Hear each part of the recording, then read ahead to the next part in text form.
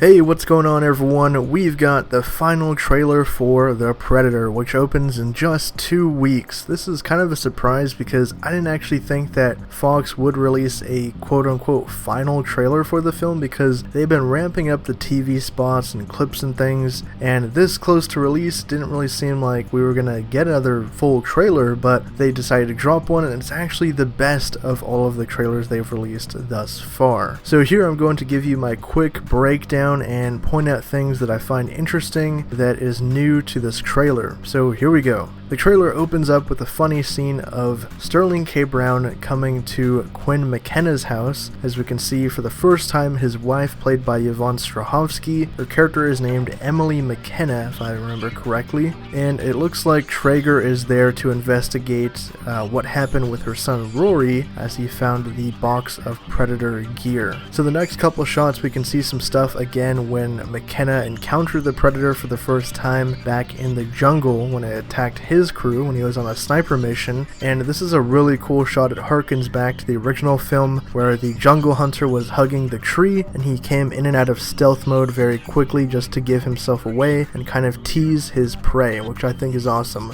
It's an iconic Predator pose. Moving right along towards the middle part of the trailer, we can actually see a shot again of the Upgrade standing over the fugitive Predator, but this trailer finally clears up the whole coloration thing that I had noticed with the Upgrade or Ultimate Predator. In a couple of the trailers he had gone through different colors, and I guess something that's really neat about this Predator in particular is he can fully change his color scheme to better blend in with his surroundings. So again, going back to the thing in the first Predator movie when the girl Anna mentioned that he can change like the chameleon, I guess they're finally doing that without him cloaking in this movie, which I think is really awesome, and it makes perfect sense as he's genetically modified and everything. He would take on characteristics of other alien species, and this shape-shifting, changing material and color scheme makes perfect sense. The next shot here is really interesting. It looks like the ship that we see in all the trailers that's crashing down into the Earth, the Ark, which is the Upgrade's ship. We see some Predator walking out of it. Now, whether this is the Upgrade himself or the fugitive Predator or just one of the other emissaries or something, we don't really know, but again, I really like the shot here. Moving along here, we got another shot of the Predator heat vision, which looks like this is probably part of the third act when they're in the forest at night, and it looks to be kind of a blending of the classic thermal vision with the newer vision that we saw in the 2010 film with the orange highlights and things. This is the Upgrade using his thermal vision to actually see what looks to be Keegan-Michael Key's character and somebody else. So this shot is confusing to me. I don't know exactly what type of vision this is. I'm assuming it's part of the Upgrade's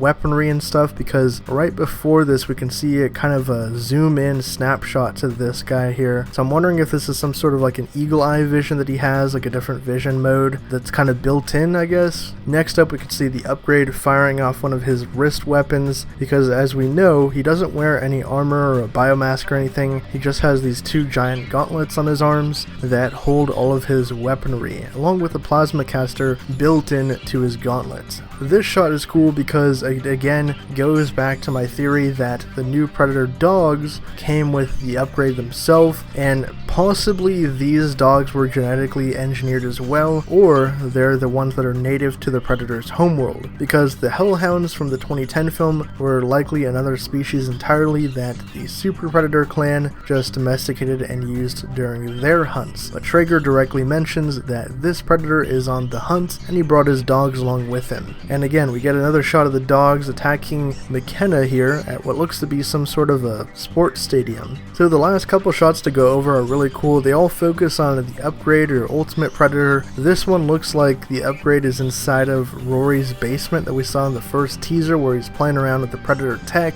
I guess the Upgrade comes to his house, looks for him, he isn't there, but he kills Traeger's men while he's hanging out there. This shot is a much clearer version of what I talked about in a previous news update where you can see the Upgrade is battle damaged, and the trailer ends off with the Upgrade holding McKenna at night during the third act with Olivia Munn's character and his son looking on in shock. So overall, like I said, this is probably my favorite of the trailers that they've released, the full ones at least, and I think that a lot of people are getting on board with this movie as we're getting very close to the release date, like I said, 2 weeks from today. Hopefully the film turns out well, and it should be quite interesting to see if it actually turns to be a profit and it becomes a very big smash hit, because the producer has mentioned that they have a story treatment for 2 more films should this one be successful to make a brand new trilogy. So we'll just have to wait and see.